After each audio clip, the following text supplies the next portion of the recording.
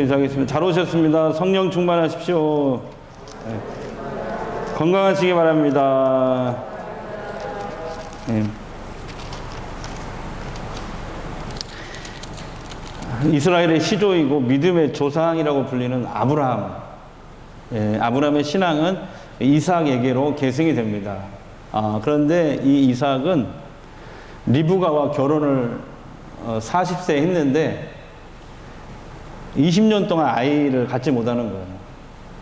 예.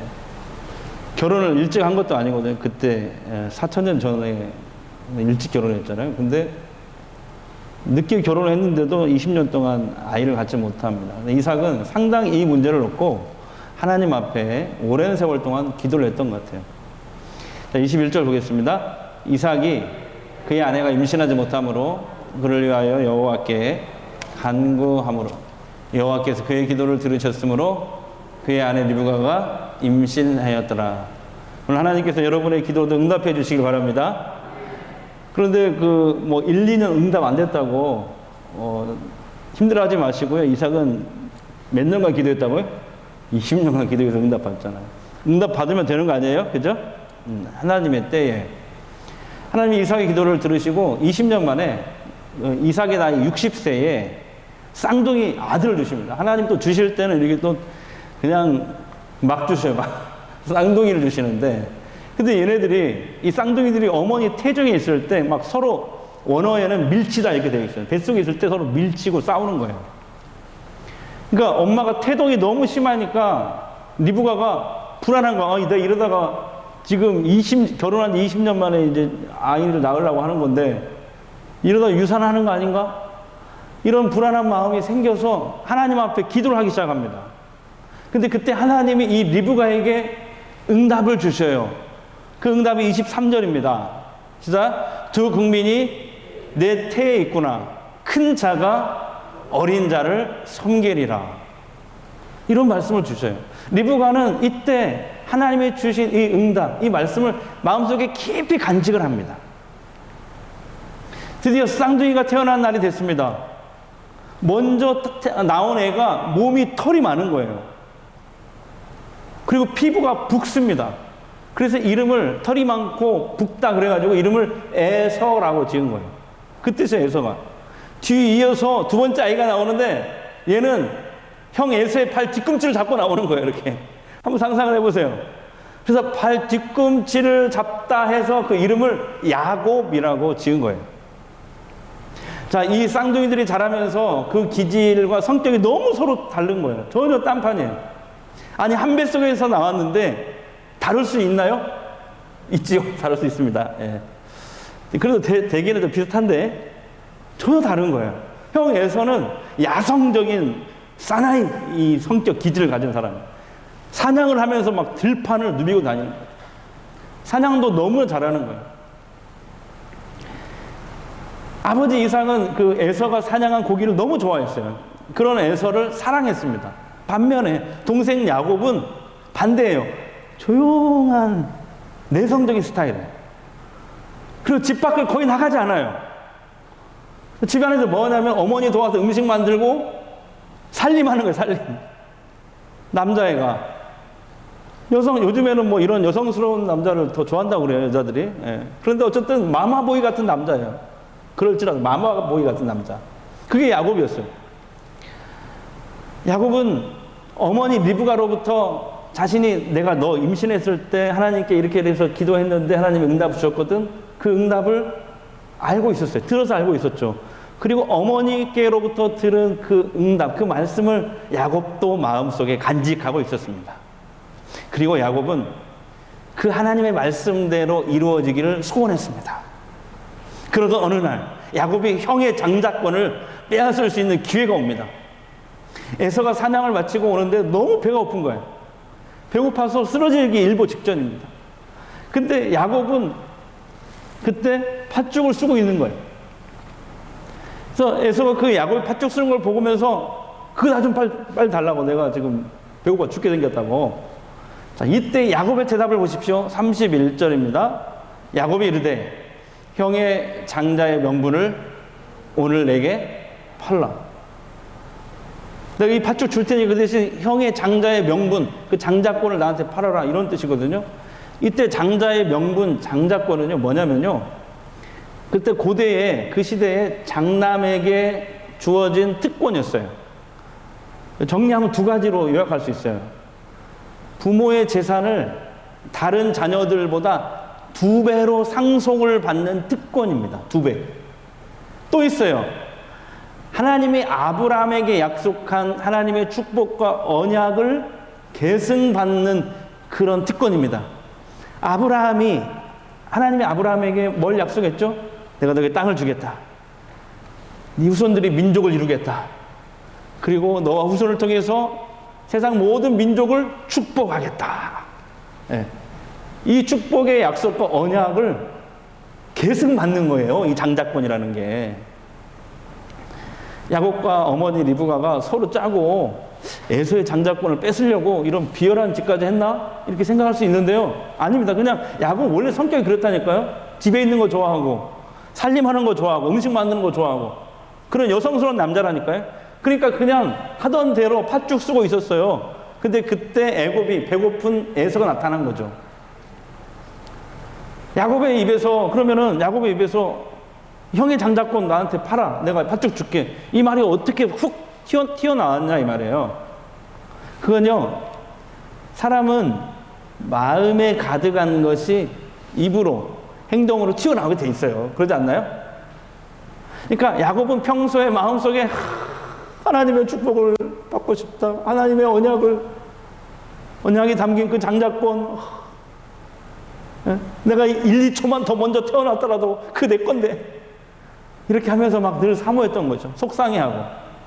그리고 마침 기회가 온 거예요. 기회가 왔을 때 지금 우리가 볼 때는 되게 야비한 것처럼 보이지만 안 그래요. 야곱은 그냥 속에 그 중심에 있는 게 튀어나온 것 뿐이에요.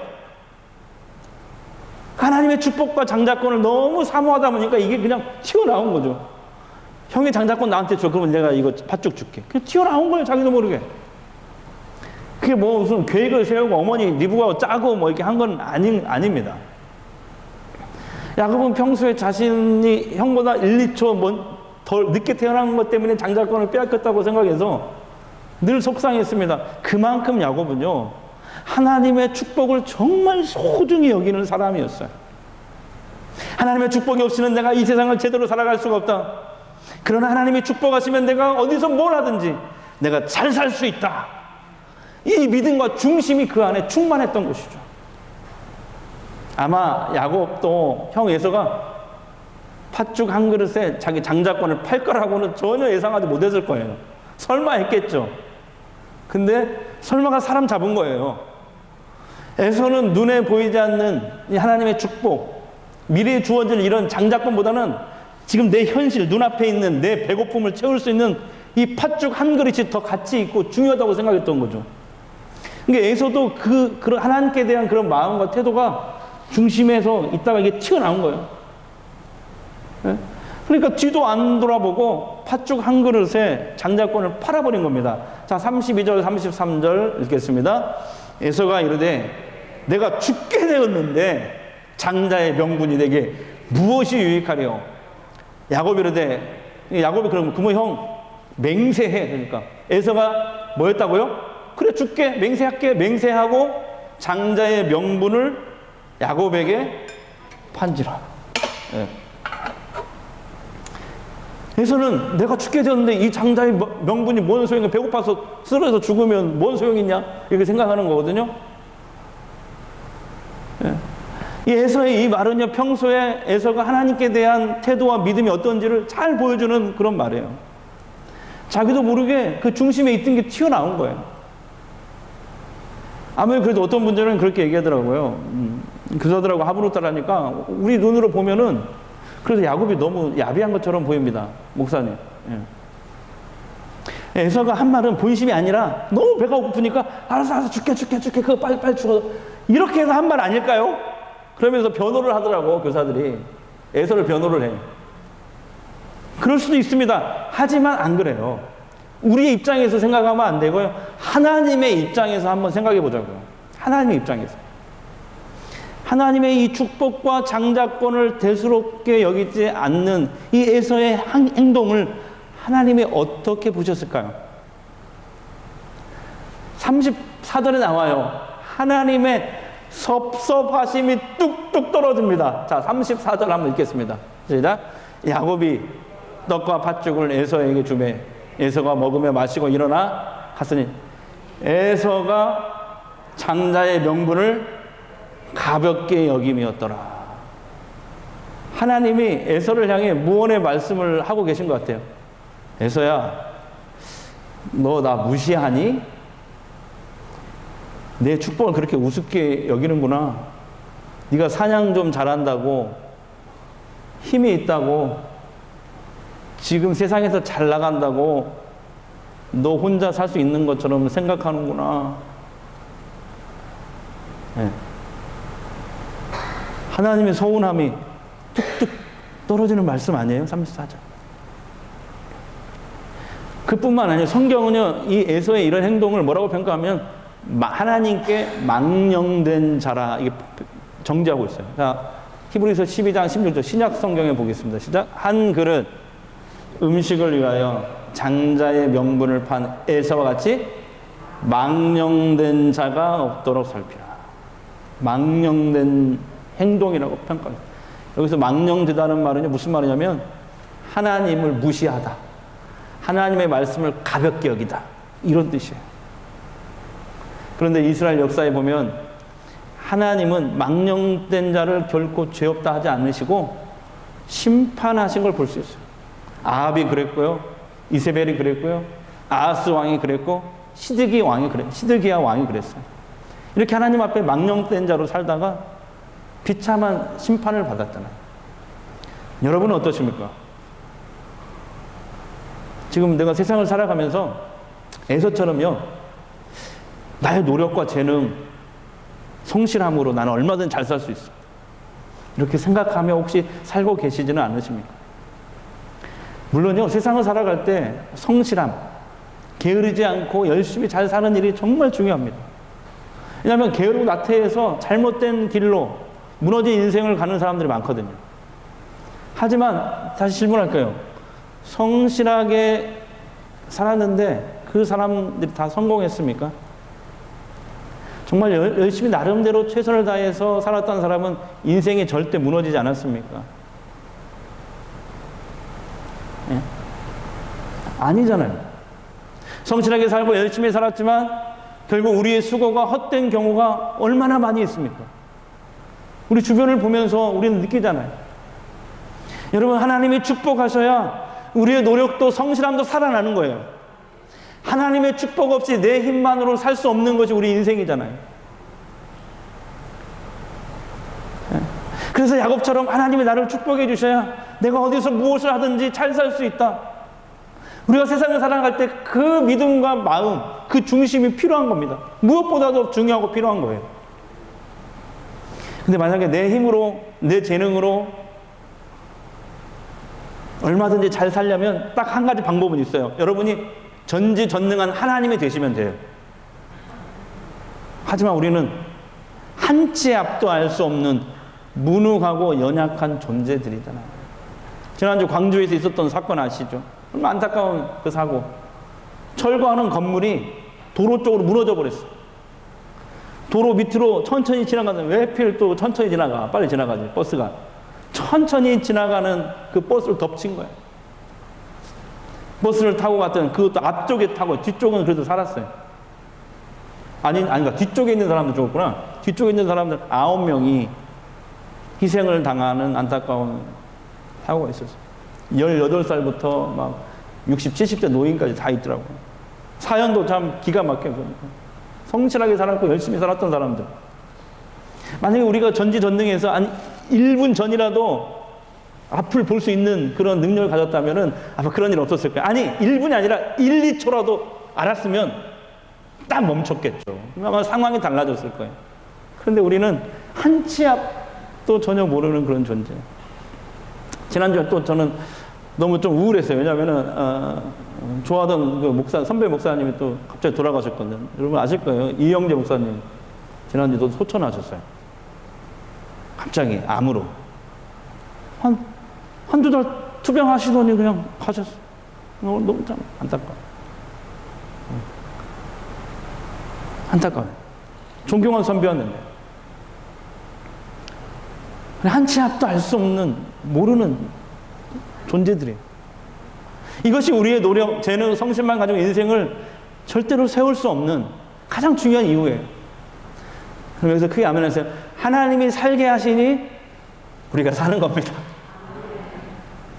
자, 옆에 계신 분에게 한번 간절하게 얘기해봐요. 하나님이 살게 하시니 사는 겁니다.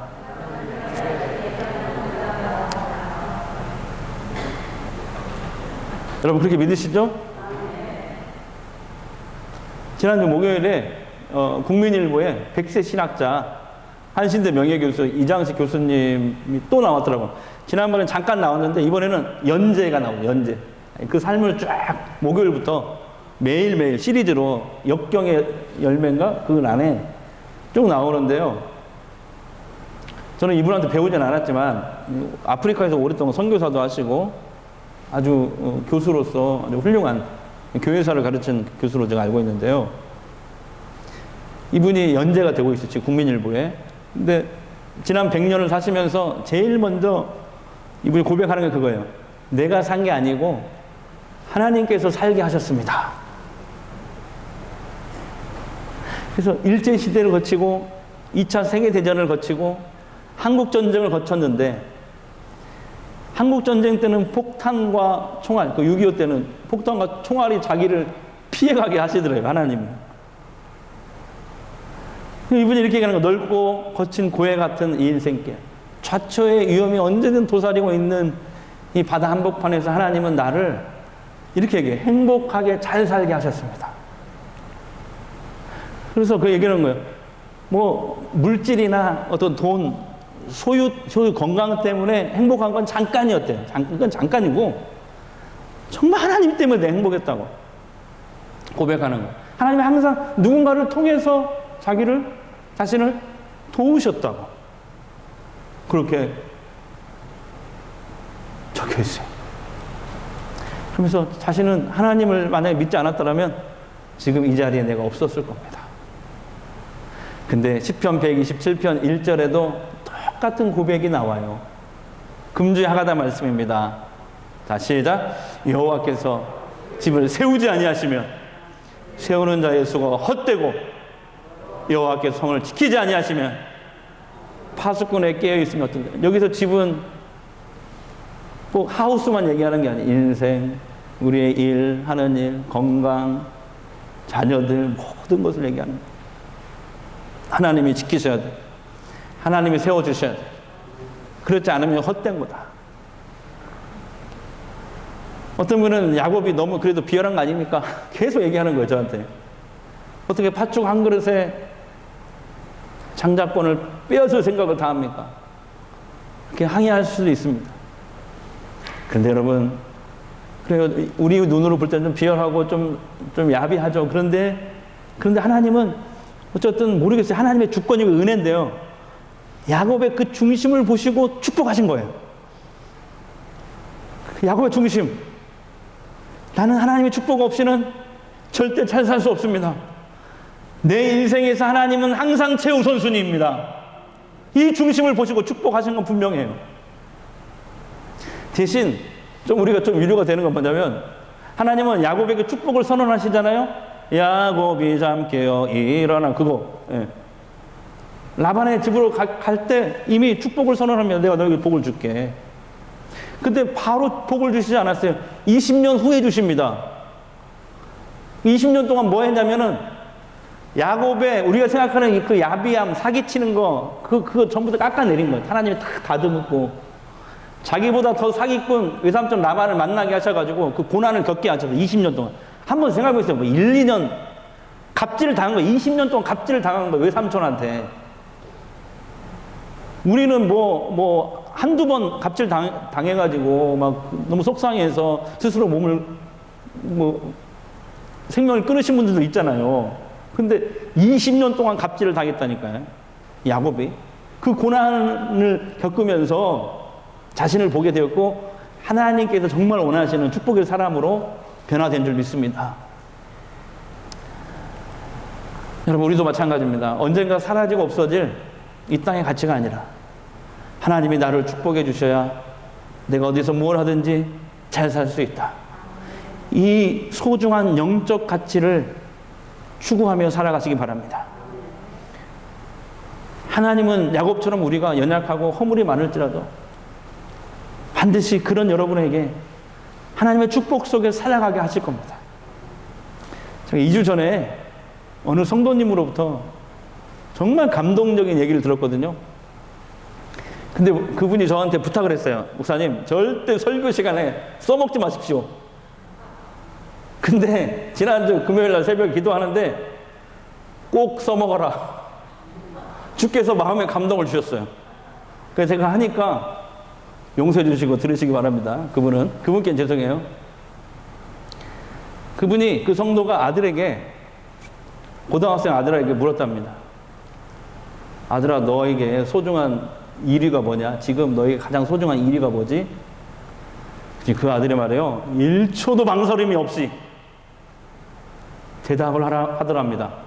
하나님이요! 그러면서 바로 얘기하더래요. 엄마는요? 여러분도 한번 속으로 대답해 보세요. 여러분 뭐라고 대답하시겠습니까? 엄마가 급 당황해가지고 바로 답변을 했대요. 말을 좀 더듬으면서 나 지금부터 바뀌었어. 예수님이야. 이렇게. 이 대목에서는 좀 웃어주셔야 됩니다, 여러분. 예. 코로나 때문에 막 감정이 지금 막 너무 그러면 안 되고 좀 저는 열심히 준비해서 그냥 할 때는 좀 웃음 포인트에서 좀 웃어주셔야 제가 좀 신이 나서 더 말씀을 준비해요. 그 말을 듣고 제 속에 막 진한 감동이 확 올라오는 거예요. 감동이 올라오면서 눈물이 나오더라고요. 내 눈에서. 너무 좋아서 감동이 되고. 아니, 우리 교회 청소년 중에 이런 믿음의 사람이 있구나. 하나님 감사합니다. 청소년 중에. 그래서 저도 그 질문을 우리 아들에게 한번 써먹어 봤습니다. 지난주 우리 둘째 아들이 화요일에 군대를 갔거든요. 그래서 그 전날 그 부대 근처에서 숙소를 잡고 네 사람이 같이 이렇게 잠을 자면서 군대 간 아들한테 한번 물어봤어요. 제가 슬쩍. 아들아, 너는 너에게 가장 소중한 1위가 뭐니? 제가 물어봤어요. 그리고 저는 속으로 무척 기대했습니다. 목사 아들이니까 좀 다르겠지. 그러면 속으로 제발 하나님이라고 말해줘. 1초도 망설이지 말고 얼른 말이요. 막 속으로 제가 외쳤습니다. 근데 얘가 한참을 망설이는 거예요. 실망감이 이렇게 쭉 올라오더라고요. 망설이니까.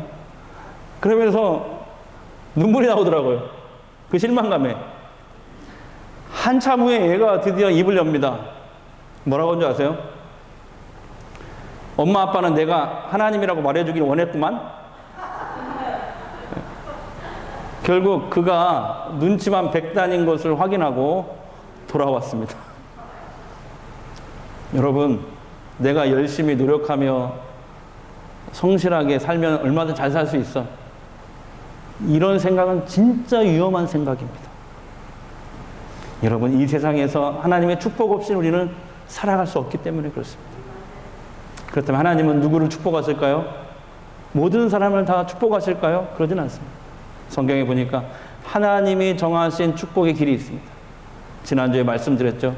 그것은 하나님의 율법, 즉 기록된 하나님의 모든 말씀을 즐거워하고 주야로 그 말씀을 묵상, 하가하는 것입니다.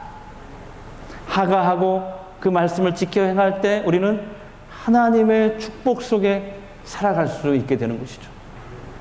하가에 대해서 지난주에 말씀드렸기 때문에 그것을 생략하고 오늘은 두 가지를 더 말씀드리려고 합니다. 하나님의 말씀을 지켜 행할 때 우리가 하나님의 축복 속을 살아갈 수 있는데 하나님 말씀을 지켜 행할 수 있는 두 가지 실천사항 두 가지를 더 말씀드리고 싶어요.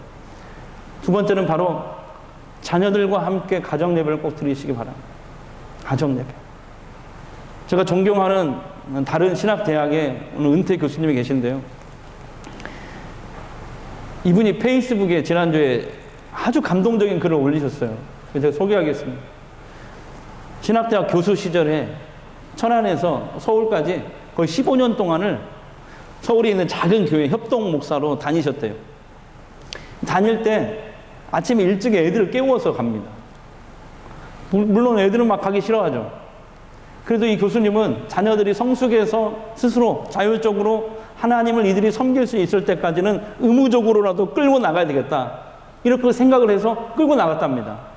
근데 억지로 끌고 나간 애들은 막 재미없는 교회에서 하루 종일 막 심술난 얼굴로 고개를 숙이고 항상 예배 시간에 이러고 있는 거예요.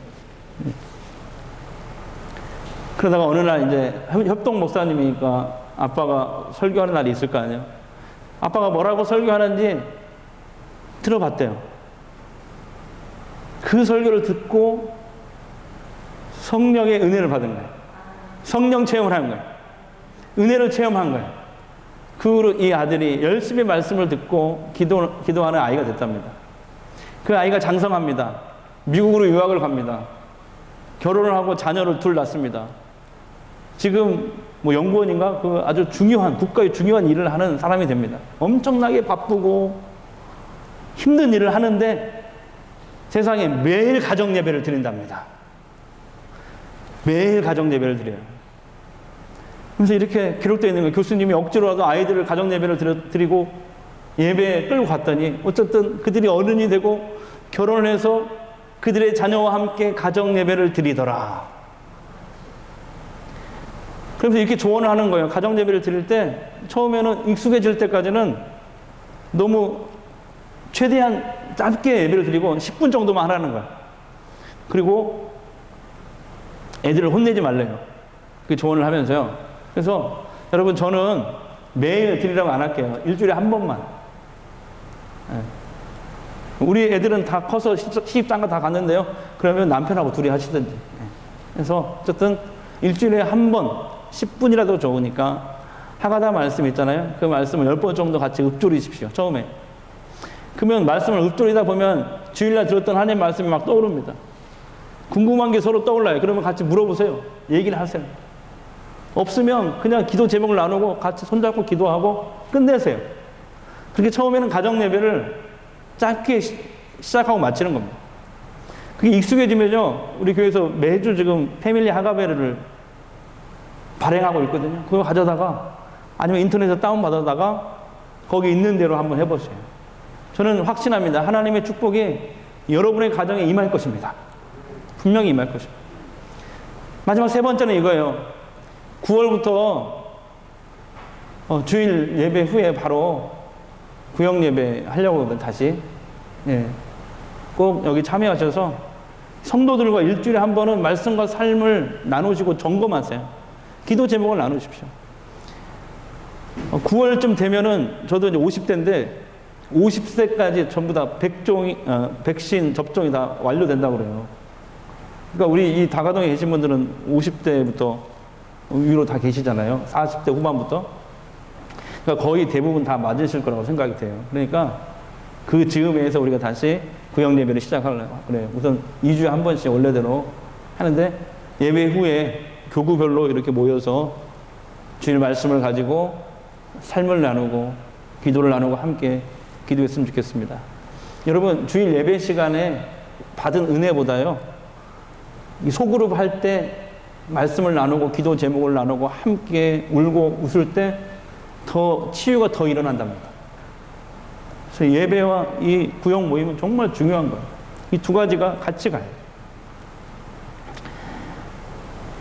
자, 여러분, 가정 예배, 구역 모임을 통해 말씀을 새기고 그 말씀으로 내 삶을 점검하고 서로 같이 격려하고, 그래서 그렇게 말씀을 지켜 행하는 삶을 살 때 우리가 하나님의 축복 속에 살아갈 줄 믿습니다.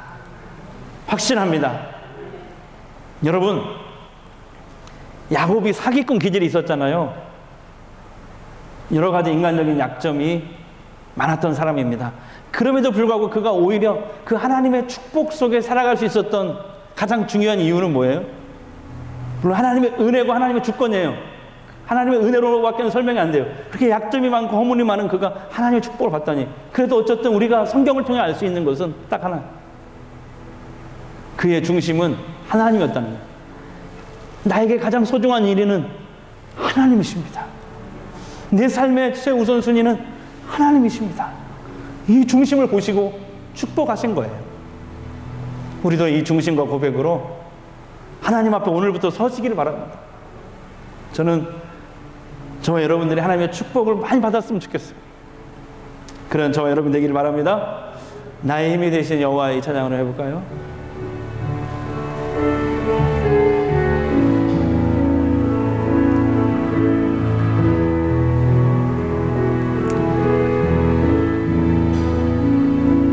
나의 힘이 되신 여호와, 내가 주님을 사랑합니다.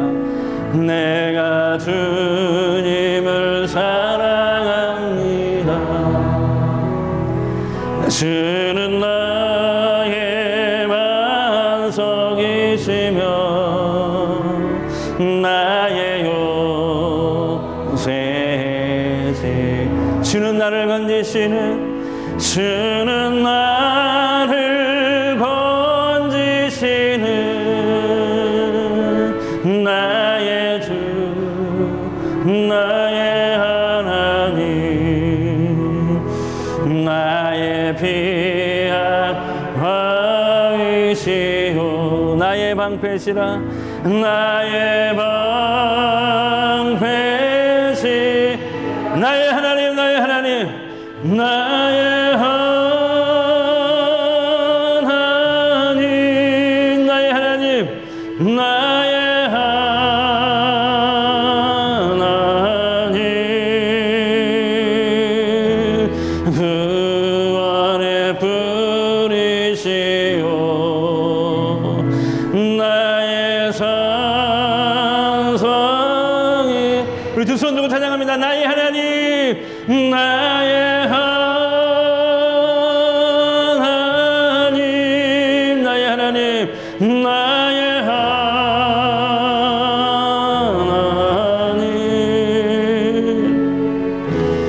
그는 나의 여호와, 나의 구세주. 이 시간에 우리 잠깐 한번 기도했으면 좋겠습니다. 긴급 기도가 하나 들어왔거든요, 여러분. 우리 강철규 권사님, 우리 간과 심장이 먼저 치유가 돼야, 정상으로 좀 회복이 돼야 마지막 항암 치료 받을 수 있다고 합니다. 여러분, 이 시간 하나님께서 능력의 손으로, 치유의 손으로 만지시고 치료하여 주옵소서. 그 밖에 병마로 인해서 고통당하고 하나님 앞에 기도하는 형제 자매들이 있습니다. 여러분, 이름 생각나는 대로 이름 부르면서 잠시 우리 긴급 기도 들어왔으니까 우리 기도로, 우리 통수로 잠깐만 기도하겠습니다. 우리 아버지 하나님 감사합니다. 우리 주님께서 저희들을 사랑하시고 인도해 주시니 감사합니다. 하나님 영광 받아주시고 아버지 도와주시고, 우리 아버지 하나님, 아버지 우리에게 은혜를 주시옵소서. 하나님 아버지 치유해 주시옵소서. 하나님 우리의 마음을 치료해 주시옵소서. 그 간과 심령을 하나님 만져주시고, 하나님 아버지 주님의 그 능력의 손, 치유의 손으로 만져주시고, 하나님 도와주시옵소서. 하나님 만져주시옵소서.